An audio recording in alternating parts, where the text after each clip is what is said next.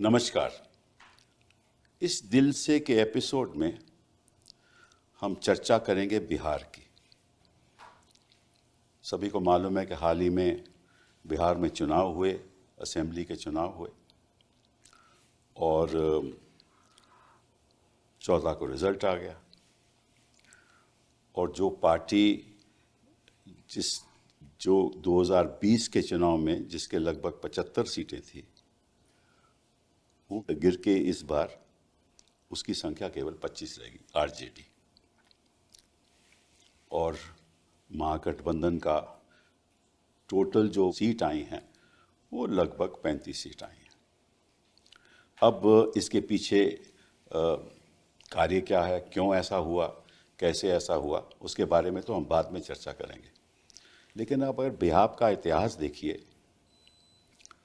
आज के दिन भी बिहार सबसे पिछड़ा प्रदेश है। गरीबी देखो तो सबसे ज़्यादा, शिक्षा से संदर्भ में सबसे पीछे, स्वास्थ्य के संदर्भ में सबसे पीछे। फ्लड आते हैं तो बाढ़ ऐसे ही आती है तो गांव-गांव बह जाते हैं और कोई ख़ास सुधार हुआ नहीं। और जो बैकवर्ड कम्युनिटी है बिहार में, जो पिछड़े लोग हैं या बाकी लोग हैं, वही राज कर रहे हैं। 1990 से लेकर 2005 तक लालू जी का राज था, 2005 से लेकर अब तक नीतीश जी का राज था। और इस बीच कई चुनाव हुए। 2005 में नीतीश जी जीते, 2010 में असेंबली के चुनाव में नीतीश जी और बीजेपी साथ थे। फिर 2015 में जब चुनाव हुआ तो उस समय महागठबंधन साथ थे, हाँ, नीतीश जी और आरजेडी साथ थे। और फिर 2017 में नीतीश जी ने पलटी मार दी और वो बीजेपी के साथ चले गए। ये बिहार का इतिहास है। और उसके बाद 2020 में चुनाव हुए तो जो आरजेडी थी उसकी बहुत बढ़िया परफॉर्मेंस रही और जैसे मैंने बताया उसके 75 सीटें आई। तो लबो-लबाव जो राजनीति में बड़ा फेरबदल आया। और इस फेरबदल का कारण क्या है, क्यों ऐसा हुआ, कैसे ऐसा हुआ, कई लोग सवाल पूछ रहे हैं लेकिन कोई उत्तर साफ दिखाई नहीं दे रहा। कुछ शंकाएं तो हैं, उसके बारे में हम चर्चा करेंगे। और इसलिए आज हम इस ऐसी शख्सियत के साथ हैं जो एक कम उम्र में हिंदुस्तान का इतिहास उन्होंने रचा है। वो है तेजस्वी यादव जी। बहुत बहुत धन्यवाद आपका यहाँ आना। हमें मालूम है कि आप वैसे तो क्रिकेटर थे, शुरुआत अपने क्रिकेट से की और आप दिल्ली डेयर डेविल्स में भी टीम में शामिल भी थे।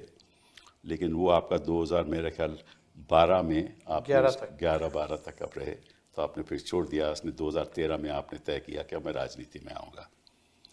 और 2015 में जब आप चुनाव लड़े तो आप मतलब कि तब डिप्टी चीफ मिनिस्टर बने बिहार के। 26 साल का था। 26 साल के थे। मेरे ख्याल हिंदुस्तान के इतिहास में ऐसा कभी हुआ नहीं जी। और फिर दोबारा आप डिप्टी मिनिस्टर बने 2022 में। इस बीच में 2017 में नीतीश जी उस तरफ चले गए। उस समय लीडर ऑपोजिशन और लीडर ऑफ ऑपोजिशन थे, वो भी सबसे दोनों एक्सपीरियंस रहा, सत्ता पक्ष का भी विपक्ष का और तभी भी सबसे युवा आप लीडर ऑफ ऑपोजिशन रहे हिंदुस्तान के इतिहास में। तो बिहार में समझ लीजिए कि एक नई शख्सियत की लहर आई थी, मैं समझता हूँ। और बिहार का फ्यूचर आपके हाथ में है। मैं समझता हूँ हार जीत तो होती रहती है, लेकिन बिहार का फ्यूचर आपके हाथ में है। और अगले 5 साल बताएंगे कि क्या होने वाला है, क्या नहीं होने वाला। लेकिन आज जो हम चर्चा करेंगे वो आपसे इस बात की चर्चा करेंगे कि 2020 में तो आपकी 75 सीटें आईं, तो ये कम होकर 25 कैसे हो गई? इसके कारण क्या है आपके हिसाब से? मेरे भी कुछ इसमें ख्याल है, मैं बाद में करूँगा। देखिए, ये बात तो कोई भी डाइजेस्ट नहीं कर रहा। खास तौर पे बिहार की भी जनता से भी बात की जाए आज भी, तो उनको भी ये पच नहीं रहा बात। और मैं तो ये दावे के साथ भी कह रहा हूँ, जो बीजेपी के या जदयू के सत्ता पक्ष के जो विधायक भी चुनाव जीते हैं वो भी विश्वास नहीं करना। अच्छा, देखिए, आपने जैसे पहले बिहार के बारे में जिक्र किया, बिहार सबसे गरीब राज्य है। बिहार में कोई उद्योग कारखाना नहीं है। सबसे ज़्यादा बेरोजगारी है और सबसे ज़्यादा पलायन है। और ख़ास तौर पर अगर बात की जाए शिक्षा स्वास्थ्य के बारे में तो सबसे फिसड्डी राज्यों में से है। लेकिन बिहार की एक खूबी भी है कि बिहार देश का सबसे युवा प्रदेश भी है। तो तकरीबन 60% जो है युवा हैं। जो असल बिहार का जो मुद्दा पूरे चुनाव में था या कोई भी सर्वेज वगैरह भी दिखाई बेरोजगारी का था, तो बेरोजगारी। बेरोजगारी का था। और पेपर लीक हो, बेरोजगारी हो, करप्शन हो, क्वालिटी ऑफ एजुकेशन की बात हो, शिक्षा की बात हो, पलायन की बात हो। बिहार में 3 कारणों से लोग बाहर जाते हैं: पढ़ाई, दवाई और कमाई। जी हाँ। ये 3 कारण हैं, मुख्य कारण हैं। लेकिन 20 साल नीतीश कुमार जी ने रूल किया और 11-12 साल नरेंद्र मोदी जी प्रधानमंत्री, डबल इंजन की सरकार, जी हाँ, एक शुगर मिल चालू नहीं करा पाए। ठीक बात है। और कभी भी इन लोगों के जुबान से बेरोजगारी, रोजगार या सकारात्मक बात, पॉजिटिव बातें बिहार के बारे में कभी भी इन्होंने नहीं कहा। अभी भी प्रधानमंत्री आए तो कट्टे और किसकी किसकी बातें उन्होंने की। लेकिन 2020 में सबसे पहले हमने ये घोषणा की थी कि अगर हम मुख्यमंत्री बनते हैं तो पहले कैबिनेट मीटिंग में पहला कलम अगर मेरा चलेगा तो 10 लाख नौजवानों को सरकारी नौकरी देंगे। लोगों ने बढ़ चढ़ करके जो है हम लोगों को सपोर्ट किया और केवल डिफरेंस जो था 20 में वो 12,000 वोटों का था, हमारे अलायंस में और उनके अलायंस में।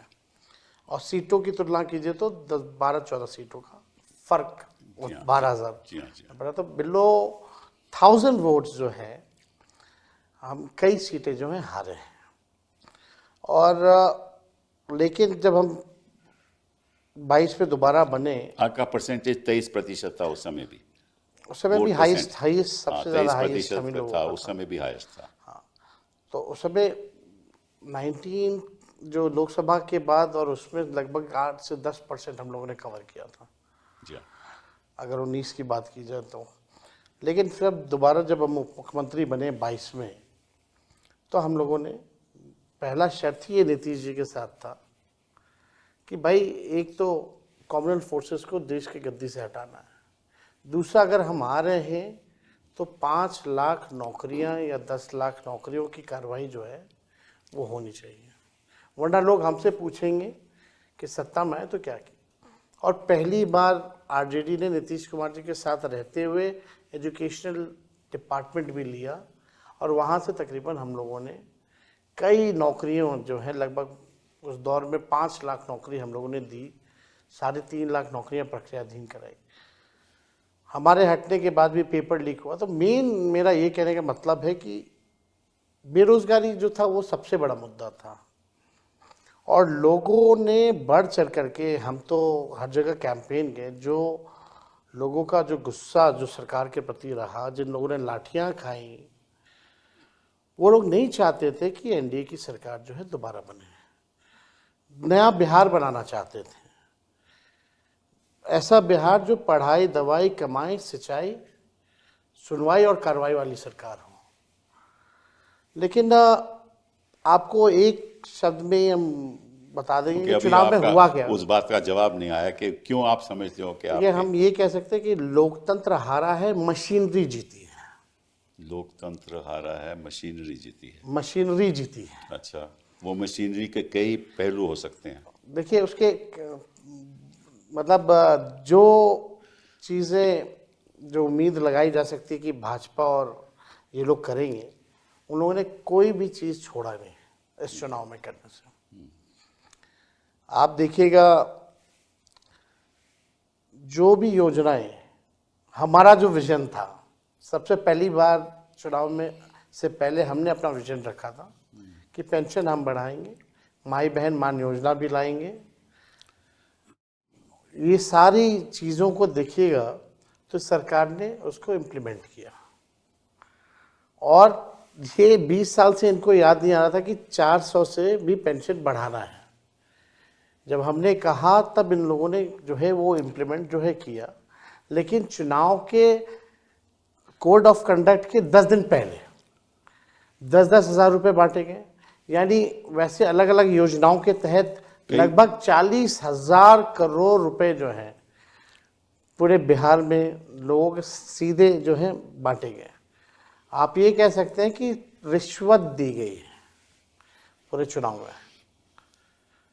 लेकिन अभी भी ये बात नहीं समझ में आ तो रहा। फिर आप समझते हो कि ये इस पैसे की वजह से और इस सॉर्ट ऑफ जो राहत दी गई, मतलब एक तो जो 10,000 की स्कीम है, तो 1,40,00,000 महिलाओं, किसानों को भी दिया गया, किसानों को भी दिया वृद्धा गया, पेंशन, सामाजिक सुरक्षा पेंशन के तहत भी दिया गया, और जीविका ये दीदियों को भी दिया गया, सबको दिया महिला रोजगार जो योजना है गया। जी हाँ, उसके हवाले जो है पैसे जो है जिस दिन वोटिंग पड़ रही है उस दिन भी खाते में आ रहे हैं। जी हाँ, ये वो तो ठीक है।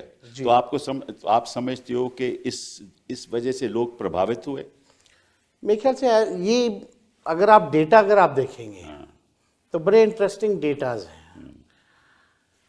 हमारा वोट बढ़ा है, मतलब हमें थोड़ा सा, हमारा 23% आपका परसेंटेज वही रहा है, थोड़ा सा बड़ा भी है। लगभग 32 लाख वोट हमारा बढ़ा है जी हाँ, पिछले चुनाव के मुकाबले। जी हाँ, जी हाँ, तो बढ़ा है तो मतलब हमको औरों का भी वोट मिला है, सबका वोट मिला जी हाँ, है। जी। यानी अगर पूरी गठबंधन की बात की जाए तो 1,90,00,000 वोट हम लोगों को जो है मिले हैं। जी हाँ, अब ये बात ये समझ में आ रहा है कि भाई डेटा अगर आप देखें तो बैलेट में जो पोस्टल बैलेट जो वोटिंग वो होती है, उसके बाद में अभी चर्चा करेंगे। जी। बट वोट आपका बढ़ा है, इसमें कोई शक नहीं, वोट बढ़ा है एकदम। इसमें शक नहीं। आपका परसेंटेज भी 23% रहा है, और बीजेपी का लगभग मेरा ख्याल 20% है, और नीतीश बाबू का थोड़ा 18% है। वो तो हमें मालूम है।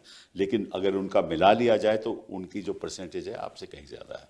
तो लोग ये भी कह सकते हैं कि ठीक है, आप 23% रहे, बाकी लोगों से आपको वोट नहीं मिले। ये एक विषय हो सकता है और जिस पे चर्चा हो सकती बट ये भी एक है ना कि 20 साल पुरानी जो सरकार है वो भी ठीक है आपकी बात। और उसकी एंटी इनकम्बेंसी जो है 16% वोट उनको बचाने के लिए नहीं पड़ रहे हैं।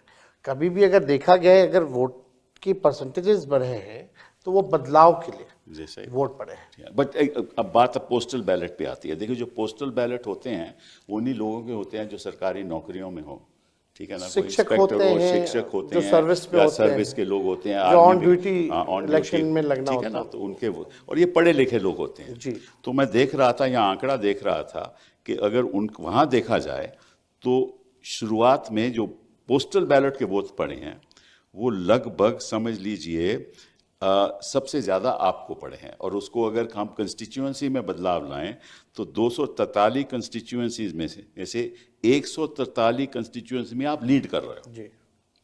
और 94 कंस्टिट्यूएंसी में एनडीए लीड कर रहा है, और अदर्स 6। मतलब कि जो पढ़े लिखे लोग हैं वो बदलाव चाहते थे, ठीक है, और जो गरीब लोग हैं जो आपके साथ थे, ये नतीजा ये बतलाता है कि वो बदलाव नहीं चाहते थे। तो ये तो एक अद्भुत सी बात नहीं, है। मेरे ख्याल से बदलाव सब चाहते थे। अगर आप देखें तो ईवीएम बदलाव नहीं चाहता था, बैलेट बदलाव चाहता था। तो आप समझते हो कि ईवीएम में कोई गड़बड़ी है? देखिए, कोई वैसे साइंटिफिक प्रूफ नहीं है, लेकिन I can sense, I can smell कि अदृश्य शक्तियां जो हैं उन्होंने अपना काम किया। अच्छा, ठीक है, अभी सामने एग्जैक्टली नहीं आ पा रहा कि क्या हुआ है, लेकिन आने वाले समय में ज़रूर पर्दाफाश होगा। आप देखिएगा, जो इलेक्शन कमीशन पूरी बेईमानी के मोड में थी। इलेक्शन कमिश्नर जो है उन पर कोई कार्रवाई नहीं हो सकती। ये अमेंडमेंट भी आया बिल में। क्यों चेंज किया गया? यानी आप कुछ गड़बड़ करने वाले हो। आप देखिएगा सीसीटीवी जो रिकॉर्डिंग तो थी 45 दिन का कर दिया गया। क्या कारण था इसका? इलेक्शन कमीशन ने जो अनाउंस की जो डेट, ठीक योजना के पैसे मिलने के 3 घंटे बाद जो है वो कोड ऑफ कंडक्ट लगाया गया। जितने भी हमारी शंकाएं थी, कन्फ्यूजन जो था, कभी भी इलेक्शन कमिश्नर ने इसको क्लियर नहीं किया। हमारी जितनी शिकायतें थी उसको नहीं सुना गया। तो उसमें इलेक्शन कमीशन ने डिस्क्रिमिनेट नहीं किया। उत्तर प्रदेश से भी शिकायतें आए, उन्होंने नज़रअंदाज कर दिया। हरियाणा से आए तो हर नज़रअंदाज, जगह। महाराष्ट्र से आए तो नज़र, तो वो तो बड़ा इक्वालिटी में है, वो मतलब कि वो सामान्य तरीके से आप ये कह सकते हैं बिहार चुनाव में लेवल प्लेइंग फील्ड नहीं था, कौन से चुनाव में लेवल प्लेइंग फील्ड थी? किसी आप में बताइए। नहीं होता। तो ये जो हालत जो बन रहे हैं, तो चुनाव का कोई मतलब नहीं रह गया, सब कुछ फिक्स्ड है।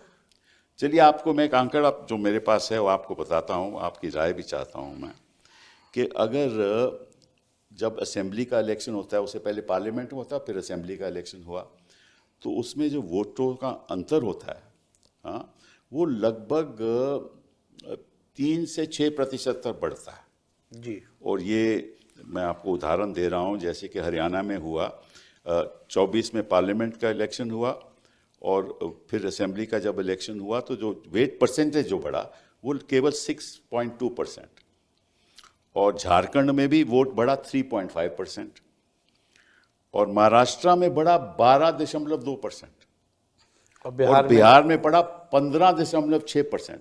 मतलब कि 6 महीने के अंदर 15.6% की बढ़ोतरी हुई पॉपुलेशन में। पॉपुलेशन, ये कैसे हो सकता है? ये इसका मतलब ये हुआ कि किसी तरीके से वोटों की संख्या बढ़ाई गई। आपको हम ये बताना चाहेंगे, पहले वोट पड़ते थे बैलेट से भी, जी हाँ। तो शाम तक बता देते थे इलेक्शन कमीशन कि इतने परसेंटेज वोटिंग पड़ी है, इतने महिलाओं ने दिए, इतने पुरुषों ने दिए। इस बार तो महिला पुरुष का बताया ही नहीं, और उस दिन नहीं 2 दिन तक तो इन लोगों ने वोटिंग ही परसेंटेजेस नहीं बताया कि कितने वोट पड़े हैं एक्चुअली में। मेरे को प्रेस कॉन्फ्रेंस करना पड़ा, फिर भी बेशर्मी इतनी कि जो दूसरा फेज का चुनाव खत्म हुआ उसके साथ इन लोगों ने इकट्ठे दिया। तो ये छुपाने वाली बात मेरे को पची नहीं।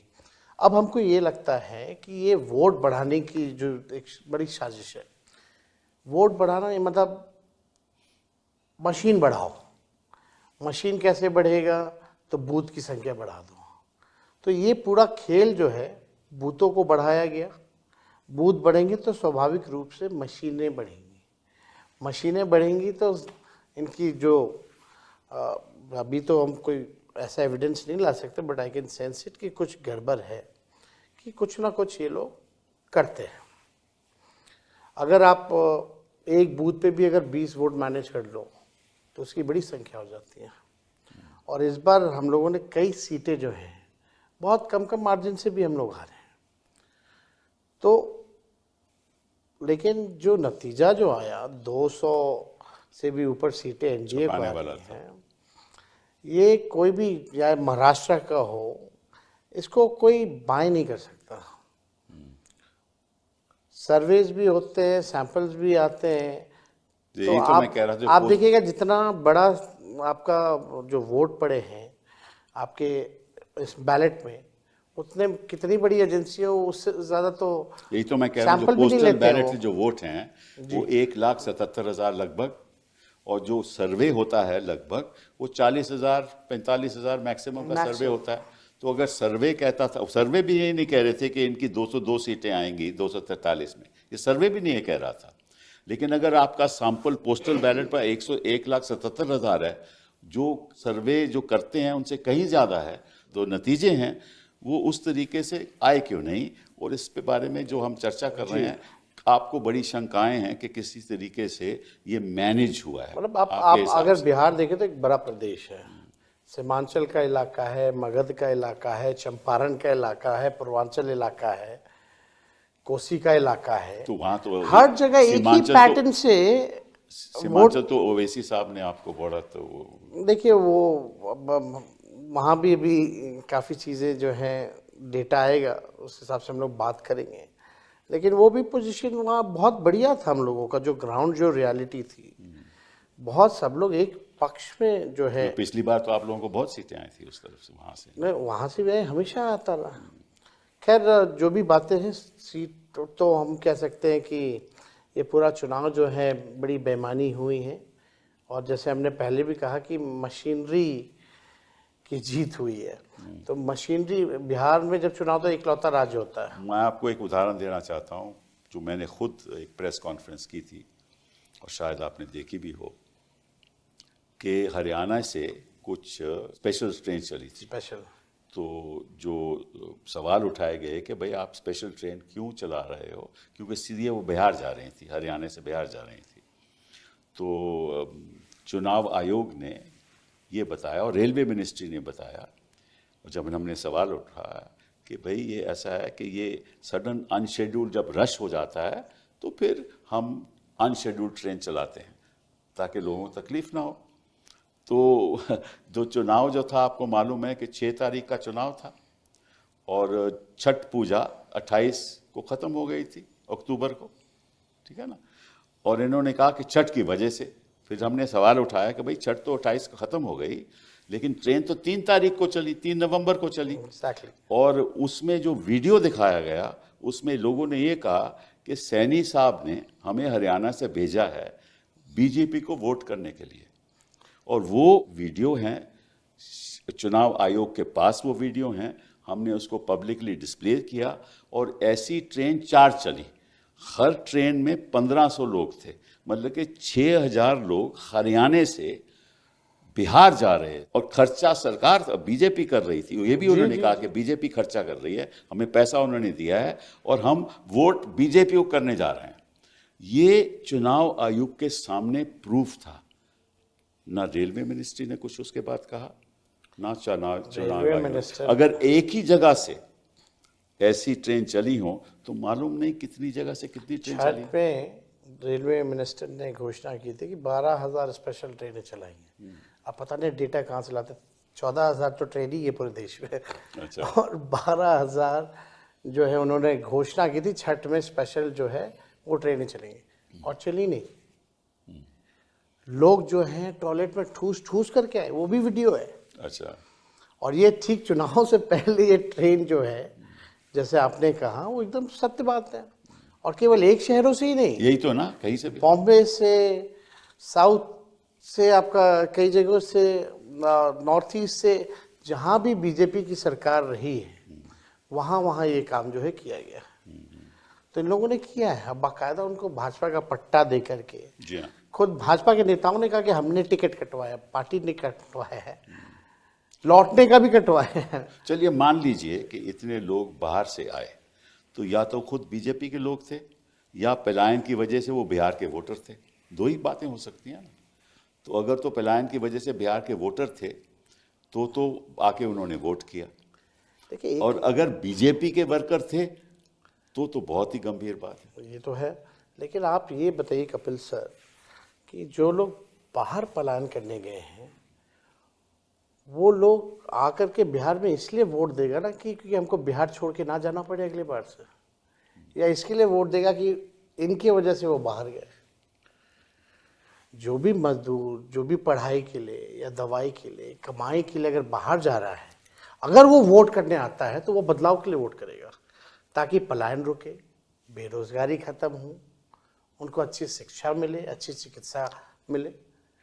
ये तो ये बात सही है, लॉजिक पर समझ इसमें में और आया। मुद्दा है, इसमें और मुद्दा है कि अगर तो वो बिहारी है जो यहाँ वोट करने आ रहा है तो पहले वो छठ पे आएगा, छठ पे आएगा ना, छठ पे। तब तक तो वो वहीं होगा। एग्जैक्टली। तो ये ट्रेन तो 3 तारीख चल रही है। देखिए, दिवाली से लोगों का आना शुरू हो इसका जाता मतलब है। ये तो मतलब है ही नहीं, क्योंकि ये छठ पूजा के लिए तो नहीं आ रहे थे। ये तो 3 तारीख को ट्रेन चली, मतलब कि छठ पे नहीं आए वो, दिवाली सारा लोग का शुरू हो जाता है। ठीक है ना। तो फिर 3 तारीख को जब चली तो इसीलिए आए थे कि भाई और वो कह रहे हैं बीजेपी को वोट करने आए थे, और चुनाव आयोग चुप है। तो इसका मतलब कि एक साझेदारी है। आपके हिसाब से क्या ये साझेदारी है, जैसे आपने कहा, चुनाव आयोग की, भाजपा की और सत्ता पक्ष के लोगों की, सबकी साझेदारी है? जितनी संवैधानिक संस्थाएं हैं सब आज के दिन में कॉम्प्रोमाइज हो रखे हैं। ये बात हम लोगों ने बार बार हर जगह कहा है। अल्टीमेटली ये देश पे लोकतंत्र को ख़त्म करके राजतंत्र लाना चाहते हैं। आरएसएस का एजेंडा ये लोग जो है लागू करना चाहते हैं। ये डेमोक्रेसी को एकदम ख़त्म करके संविधान को बदलना चाहते हैं। कुछ लोग कहते हैं, मुझे नहीं मालूम, मैं कुछ लोग कहते हैं कि प्रदेशों पे अगर ये हावी हो जाएं और अगर इनकी सरकारें बन जाएं तो निश्चित रूप से इनको 2/3 बहुमत मिलेगी ताकि संविधान बदल सके, और संविधान बदल लेंगे तो फिर ये कुछ भी कर सकते हैं। लेकिन एक और बात पे हम चर्चा शुरू करना चाहते हैं, वो है SIR पे, स्पेशल इंटेंसिव रिवीजन, जो इन्होंने तय किया कि हम करेंगे। तो आपको मालूम है कि स्पेशल इंटेंसिव रिवीजन एक ऐसा रिवीजन होता है जो नए तरीके से वोटर की जानकारी पता चले, मतलब पुराने लिस्ट को अलग करके नया लिस्ट बनाया जाए। और उसके लिए आप हाउस टू हाउस सर्वे आपको करना पड़ता है, लेकिन इन्होंने वो तो किया नहीं। इन्होंने एक इनोमिनेशन फॉर्म दे दिया और कहिए कि आप इसमें भर दीजिए, और जो जिसके इलेक्टोरल रोल में 2003 के इलेक्टोरल रोल में जिसका नाम है उसको भी भरना पड़ेगा। अगर नहीं भरेगा तो फिर उसका नाम वोटर लिस्ट से कट जाएगा और उसको दोबारा अप्लाई करना पड़ेगा कि वोटर लिस्ट में मेरा नाम आए। ठीक है ना? तो ये विरोध हम वकीलों ने भी किया, कोर्ट ने सुनवाई भी की और अभी बात चल भी रही है। तो इससे हुआ क्या कि कई लोगों के नाम, लाखों लोगों के नाम कटे भी गए, और किसके नाम कटे इसकी जानकारी अभी आपको भी नहीं है, हमें भी नहीं है। और जानकारी कैसे मिले वो तो वक्त लगेगा। इस बीच तो नई सरकार बन गई, तो ये भी एक और तरीका था कि 2 महीने में इसको कराओ, और सभी को मालूम है कि 2 महीने में ये हो नहीं सकता। तो ये भी एक साझेदारी थी आपके हिसाब से?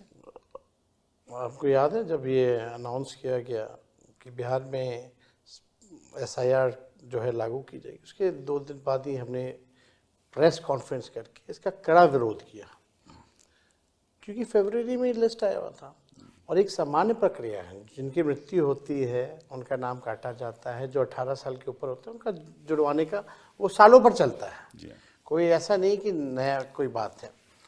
फरवरी में एक लिस्ट आई हुई थी, और फरवरी और SIR का जो लिस्ट में जो डिफरेंसेस आप देखेंगे, मरे हुए लोगों का या अनट्रेसेबल लोगों का या डुप्लीकेसी की बात अगर की जाए तो बड़ा ह्यूज डिफरेंस था। आप तो सर केस लड़े, यू नो एवरीथिंग, लेकिन हमारा ऑब्जेक्शन ये था कि भाई उस दौरान SIR आप कर रहे हैं जब बिहार में फ्लड है। जो अपना जान बचाएगा, जो अपना घर बचाएगा, कि वो डॉक्यूमेंट जमा कराता चलेगा ब्लॉक ऑफिस। जी हाँ, बिल्कुल सही। तो सवाल तो एक तो टाइमिंग को लेके था, अगर आपको कराना था तो आप लोकसभा के बाद ही ये प्रक्रिया चालू कर देते हैं। और इंटरेस्टिंगली जो सबसे बात जो खटक के आई, कुछ दिन पहले इलेक्शन कमीशन ने ऑल पार्टी मीटिंग बुलाई थी बिहार के लोगों को, इसके बारे में कोई जानकारी नहीं दी। आप कम से कम पॉलिटिकल पार्टियों को लूप में ले लेते, डिस्कस कर लेते, और हम लोग भी सहयोग करते हैं। 2 महीने में ऐसे कि इतनी गहराई से कभी हो ही नहीं सकती। बिहार में ऐसे डॉक्यूमेंट जो SIR के लिए जो 11-12 जो डॉक्यूमेंट जो मांगे जा रहे थे 11-12, वो आप समझिए कि उनके पास है ही नहीं। कैसे होंगे? जो गरीब हैं। वो कैसे होगा? गरीब के पास तो पासपोर्ट होगा नहीं, और जो गरीब आदमी है जिसके पास सरकारी नौकरी नहीं है तो उसका पेंशन का कोई वो नहीं होगा, कुछ भी नहीं होगा। तो ऐसे डॉक्यूमेंट मांगे। आप लोगों ने लड़ाई लड़ी तो कम से कम आधार कार्ड जो इंक्लूड हुआ। एक इंटरेस्टिंग बात बताऊं, बड़ी इंटरेस्टिंग बात है। 1919 में और 1935 में जो एक्ट बने, 1919 एक्ट और 1935, 1935 में, उसमें ये कहा गया कि इन लोगों को वोट देने का हक है। वो कौन लोग थे? जो सरकारी नौकरी में हैं, जिनको पेंशन मिलती है। और कौन लोग थे? जिनके पास घर है, मकान है। तो जो मतलब के एलिटिस्ट लोग थे, जिनके पास दस्तावेज से, उन्हीं को वोट देने का हक था। तो ये इन्होंने जब कहा कि आधार को हम नहीं मानेंगे, और ये जो उन्होंने कैटेगरीज दी कि पासपोर्ट वाले लोग, पासपोर्ट वाले तो वही लोग हैं जो बाहर जाते हैं, जिनके पास पैसा है। फिर पेंशन वाले लोग जो नौकरी में हैं।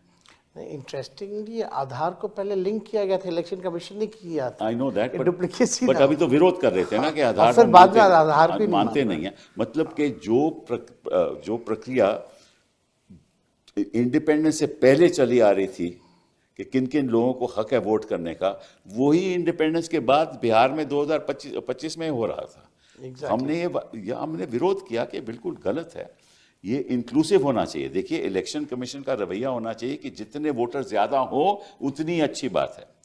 क्योंकि आपको मालूम है, जब गृह मंत्री जी बिहार में पहली बार गए तो उन्होंने क्या कहा कि हम तो ये चाहते हैं कि ऐसा हो, रिवीजन हो, ताकि जो घुसपैठिए हैं एग्जैक्टली जो आए हैं बिहार में उनका वोटर लिस्ट में नाम नहीं होना चाहिए।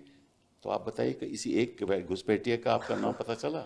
वो तो इलेक्शन कमीशन ने कहीं कैटेगरी में भी नहीं रखा था, नहीं रखा ना। तो और ये ना ही फिर कुछ था।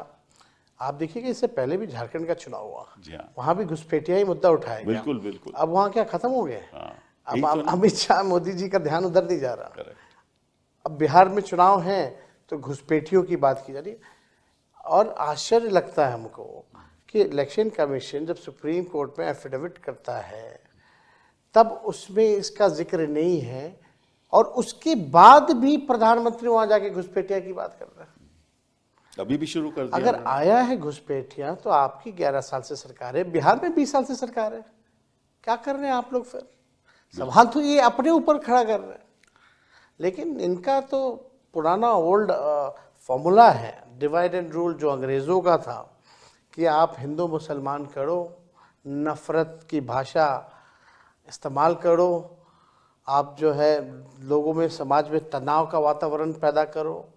जो मूल प्रश्न है, जो एजेंडा है, पढ़ाई, दवाई, कमाई, सिंचाई, शिक्षा, स्वास्थ्य, सारी चीज़ें, ये सब अलग करो और हिंदू मुसलमान का माहौल बनाओ। और इसमें आज की जो गोदी मीडिया जो है, 70% हिंदू और मुसलमान पे इनका डेली एजेंडा, और इनका डेली जो शाम में जो प्रोग्राम कराते हैं 70% इस पे रहता है। कभी पढ़ाई के बारे में नहीं, देश के तरक्की के बारे में नहीं, गरीबी के बारे में नहीं। आजकल प्रश्न सरकार से नहीं पूछे जा रहे, विपक्ष के लोगों से पूछे जा रहे हैं, और कार्रवाई भी हो रही है तो विपक्ष के लोगों पर। अभी तो मैं समझता हूँ कि ये एक नया मॉडल है चुनाव जीतने का, जिसको हम कह सकते हैं नीतीश मॉडल। वो मॉडल क्या है कि 24 जून से लेकर आप अपने सारी जो आपकी जो राहत देने वाली प्लान्स हैं वो अनाउंस कर दो आप, और लोगों को पैसा देते जाओ, चाहे वो सामान्य प्रशासन विभाग का हो, ग्रामीण विकास विभाग का हो, श्रम संसाधन विभाग का हो, शिक्षा विभाग का हो, स्वास्थ्य विभाग का हो, कृषि विभाग का हो, खाद्य उपभोक्ता विभाग का हो। मतलब कि सारे लगभग जो भी कर सकते हैं इन्होंने कर दिए। जैसे आपने कहा कि 40,000 करोड़ के इन्होंने राहत दी। और वेरी इंटरेस्टिंग बात यह है कि 3 अक्टूबर 2025 में स्वास्थ्य विभाग और शिक्षा विभाग में इन्होंने एक अजीब गजब सा इन्होंने फैसला लिया। वो ये है कि जो ANM का मानदेय 11,500 से बढ़कर 15,000 कर दिया, और शिक्षा सेवक तालीमी मरकज 340 से बढ़कर 12,000 कर दिया। अलग से सहायता ऋषि 10,000, मतलब कि जो 340 से 12,000, सहायता ऋषि 10,000। अगर ये घूस नहीं है, और ये किस दिन हुआ? ये 3 अक्टूबर को हुआ, और आपका चुनाव 6 अक्टूबर को है। और इस बीच ये पैसा आता रहा। 20 साल से इनको कुछ नहीं करना था। हाँ, इनके मतलब कि नीतीश मॉडल ये हुआ कि आप 5 साल कुछ ना करो या 20 साल कुछ ना करो, और 3 महीने पहले ये सारी पैसे बांट दो, और अपनी ये 10,000 स्कीम से लोगों की महिलाओं इस बार 10,000 बांटा, अगली बार 20,000 दो। तो मतलब कि ये इस मॉडल से देश चलेगा आपके हिसाब से? देखिए, ये तो अद्भुत है। ठीक है, मैं ये मानता हूँ कि पहले सामाजिक न्याय का दौर था, अब आर्थिक न्याय का दौर है। तो आर्थिक न्याय का दौर में आप नौकरी की व्यवस्था करिए, आप कारखाने लगाइए, उद्योग लगाइए, शुगर मिल चालू कराइए, पेपर मिल, जूट उसके लिए तो पैसा नहीं है ना, उसके लिए तो पैसा ही नहीं। वो करना ही नहीं है इनको। वो तो कहते थे कि भाई अगर ऐसा करेंगे तो फिर लोग बाहर से जाकर कमाई कैसे लेंगे। पहली बार प्रधानमंत्री गए थे मोतिहारी, तो बोले यहाँ चीनी का मिल हम चालू कराएंगे और उसी चीनी का चाय पियेंगे। 11 साल हो गया, पता नहीं। अगर प्रधानमंत्री अपने पुराने भाषणों को देखे तो उनको शर्म आना चाहिए बिहार आने में, जो बातें उन्होंने की है। तो अब पूरा सिस्टम आप देखिएगा, कोई जैसे पहले भी हमने कहा कि पूरे देश में ही अब ऑपोजिशन के लिए जो लेवल प्लेइंग फील्ड नहीं रह गया। इलेक्शन कमीशन उनके साथ है, मीडिया उनके साथ है, पूंजीपति उनके साथ है, सारी कॉन्स्टिट्यूशनल इंस्टीट्यूशंस उनके साथ हैं, जितने अधिकारी जो हैं। अब इसका यही मतलब है ना कि भाई आपने 10,000 आपने एक रिश्वत के तौर पे दिया वोट लेने के लिए, अब 5 साल ये भ्रष्ट अधिकारी और नेता जो भ्रष्ट हैं वो अब रिश्वत लेंगे।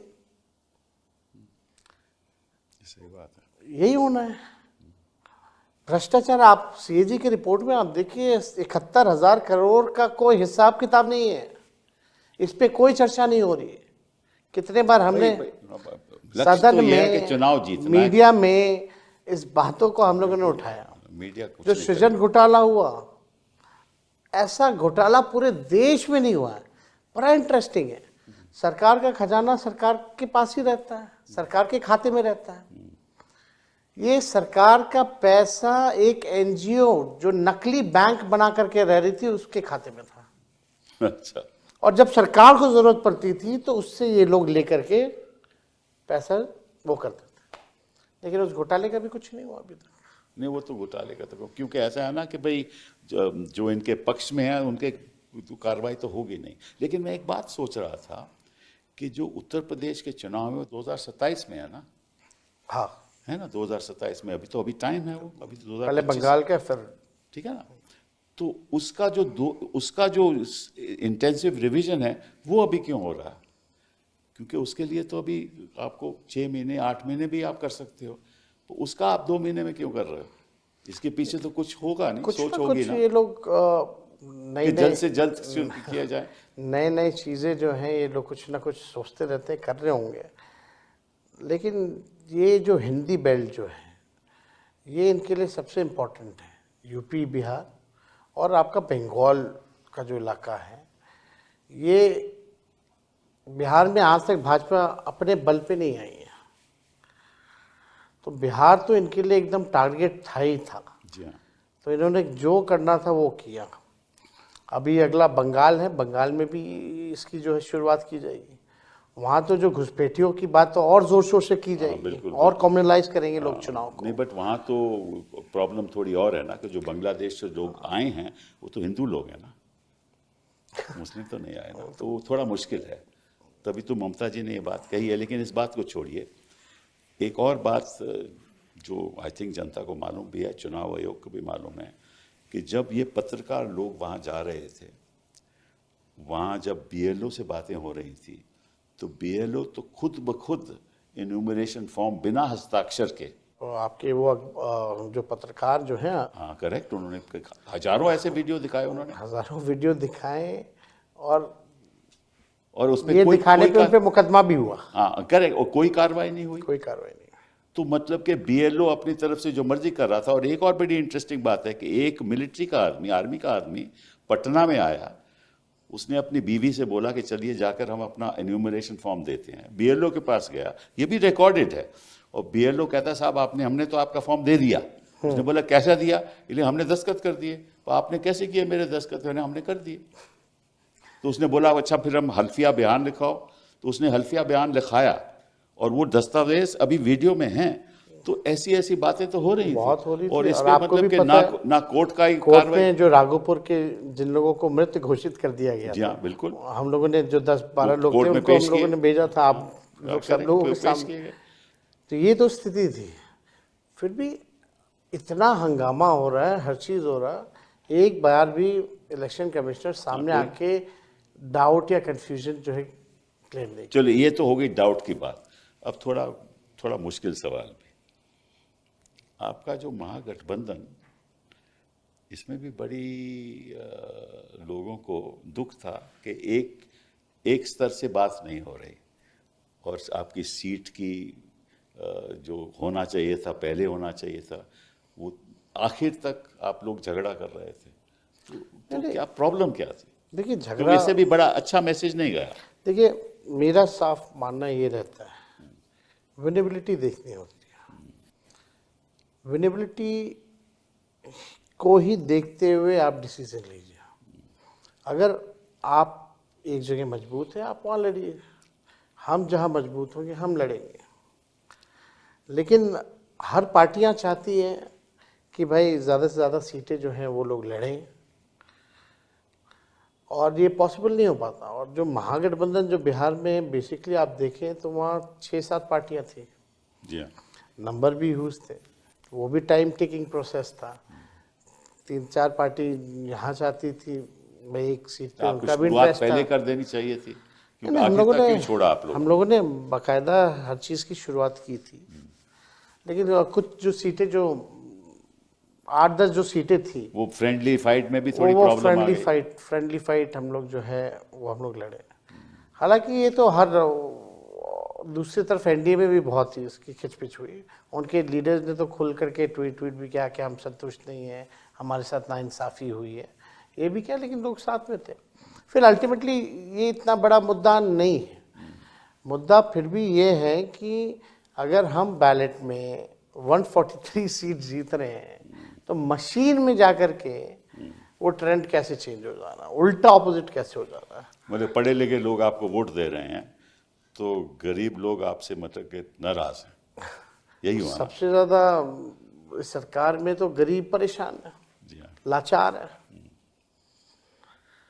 शराबबंदी के नाम पे आपको हम बताना चाहते हैं, इंटरेस्टिंग डेटा है, 9 लाख जो है मुकदमे हुए हैं, 9 लाख में से लगभग 14 लाख लोग जेल में हैं, और 99% शेड्यूल्ड कास्ट ईबीसी कम्युनिटी के लोग हैं। जी हाँ, करेक्ट, ये बात सही है आपकी। तो इतने लोग परेशान हैं। आप अगर 14 लाख लोग जेल में हैं तो इक्वल अगर 5 से गुना कीजिए, अगर इस कम्युनिटी के लोग भी जो भोगी रहा है इनका, वो भी जाकर इनको कैसे वोट देगा? चलो दूसरा मुश्किल सवाल वो ये है, ये कहते हैं कि साहब ऐसा है कि जब प्रचार हो रहा था तो लोग कह रहे थे कि हम वो वापस जंगल राज नहीं लाना चाहते, ये कह रहे थे लोग। हाँ, मतलब कि वो देखिए, वो तो शुरू से कभी भी केवल जंगल राज मतलब कि और परिवारवाद। हाँ, उनको पासवान जी के परिवार, चिराग हैं, उनके जीजा जी हैं, एक जीजा जी आयोग में हैं, उनके सब लोग जो हैं चाचा से लेकर के सब लोग जो हैं वो तो बड़े काबिल लोग हैं ना। वो तो मांझी जी के परिवार। इंटरेस्टिंगली आपको हम बता देते हैं, अभी ओथ हुआ बिहार में मंत्रियों का, जो ना एमएलसी है ना एमएलए है वो ओथ ले रहा है। भाई वो कौन है? तो उपेंद्र कुशवाहा जी का बेटा है। अच्छा। पत्नी एमएलए है, बेटा चुनाव लड़ा नहीं, ना एमएलसी है, फिर भी मंत्री बनाया गया। तो तो अगर आप देखेंगे तो 60-70% मंत्रिमंडल जो उनका परिवारवादी है। और जितने लोग जीत करके आए हैं, भाजपा ने जो टिकट डिस्ट्रीब्यूशन की है केवल परिवार के लोगों को की है। और आप लीडर उभर के आए हैं और आप पे ऊपर आरोप परिवारवाद का। मेरे अलावा तो और कोई परिवार का कोई लोग व्यक्ति चुनाव नहीं लड़ा इस बार। जी हाँ, केवल हम ही लड़े। खैर वो भी बात नहीं है, लेकिन आप देखिएगा जंगल राज की बात करते हैं तो there has to be some base, है ना। अगर हम डिबेट करें तो आप आंकड़ों से डिबेट कर सकते हैं इफ़ यू हैव डेटा। तो एनसीआरबी के जो डेटा कहते हैं कि 2005 से लगातार जो है क्राइम बढ़े हैं। 70,000 तो 20 सालों में हत्याएं हुई हैं। नहीं, अगर जंगल राज चलिए मान भी दीजिए जंगल राज था तो 2020 में आपको 75 सीटें कैसे मिली? हमेशा सिंगल लार्जेस्ट पार्टी रहा। ठीक है ना, तो अगर तब भी तो जंगल राज था, ऐसा तो नहीं कि 2025 में ही जंगल राज रहा, 2020 में भी था देन, फिर आपको 75 सीटें कैसे मिली? ये देखिए, जनता ये बाय नहीं करती है, ये जंगल राज ये वो, ये बेकार की बात है। हम भी सरकार में थे ना, हम भी मुख्यमंत्री बने, कौन सा ऐसा माहौल खराब हो गया कि महिलाएं घर से नहीं निकलती थी? सही बात है। हम भी राज्य के 5-5 पोर्टफोलियो था मेरे पास। आप ठीक ठाक थे, उनके साथ आप सरकार चला रहे थे, डिप्टी चीफ मिनिस्टर थे, कोई जब मेरे पे केस मुकदमा था तो नीतीश जी ने कहा कि इस पे फर्जी केस है। करेक्ट, बट 2017 में आपका लैंड फॉर जॉब्स आपके खिलाफ हो गया, जब उन्होंने पलटी मार दी। बिहार में पलटी बोलते हैं, इसलिए मैं कोई ऐसी बात नहीं कर रहा, तो बिहारी अल्फाज इस्तेमाल कर रहा हूँ। उन्होंने जब पलटी मारी तो तुरंत आपके खिलाफ केस हो गया, लैंड फॉर जॉब्स। फिर कोई उसके बाद कुछ नहीं हुआ। एक बार दोबारा जब हुआ तो फिर वही केस पे कोर्ट कहने लगा कि आप आइए, आप हाजिरी भरिए, जब चुनाव था। ये तीनों केसेस इंक्वायर्ड होकर के क्लोज हो चुके हैं। फिर भी बार बार ये किया जा रहा है। देखिए ठीक है, तंग कर सकते हैं, और क्या, मशीनरी का मतलब दुरुपयोग कि कर सकते अदालतों का इस्तेमाल करो, पैसे का इस्तेमाल करो, हाँ, और मतलब कि हैं। ब्यूरोक्रेसी भी आप और अपने हिसाब ब्यूरोक्रेसी से का इस्तेमाल इस्तेमाल करो, उन्हीं लोगों को मीडिया बैठाओ जो मीडिया का इस्तेमाल करो, उद्योगपतियों का इस्तेमाल करो, हाँ, और षड्यंत्र कुछ भी अपनाओ, क्योंकि लक्ष्य यह है कि चुनाव जीतना। बाबाओं का भी इस्तेमाल करो। जितने इनके जो लोग हैं वो भी नहीं छोड़ते ना ये। जी हाँ। खैर इनका अपना काम है, तानाशाही ठीक है, कुछ दिन और चलेगी, लेकिन ये हमेशा चलने वाला नहीं है। और हम जैसे नौजवानों को जो है खड़े रहना पड़ेगा। इनके डराने धमकाने से डरना नहीं होगा, इनके लालच देने पे हम लोगों को लालची नहीं बनना पड़ेगा, बल्कि हम लोगों की जिम्मेवारी है इस देश के लोकतंत्र और संविधान की रक्षा करने के लिए। ये कुछ भी करेंगे, हमारे नेता लालू जी ना झुके, ना ये पार्टी कभी बीजेपी के साथ कॉम्प्रोमाइज़ किया, ना तेजस्वी कभी कॉम्प्रोमाइज़ करेगा। हम लोग लड़ने वाले लोग हैं, जीतता वही है जो लड़ता है। ठीक है, समय हमारे साथ है, जनता अन्याय देख रही है, समय आएगा ये सब इनकी जो भावना है देश के संविधान को मिटाने की, एक तरफा राज करने की, इनका सपना ज़रूर टूटेगा। इसी बात से हम आपसे बड़ा शुक्रगुजार हैं कि आप हमारे शो पे आए। बहुत बहुत धन्यवाद। शुक्रिया। नमस्कार।